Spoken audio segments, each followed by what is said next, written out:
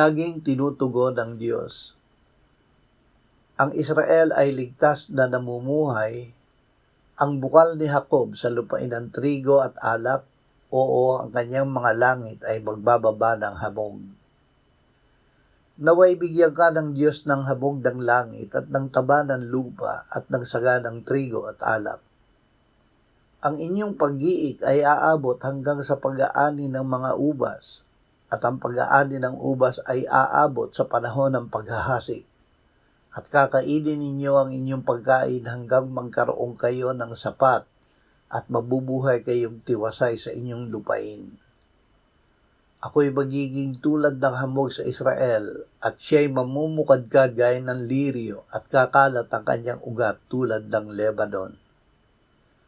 Salamat, Ama, na Ikaw ang laging nagbibigay sa amin ng katugunan sa lahat ng aming pangangailangan. Amen.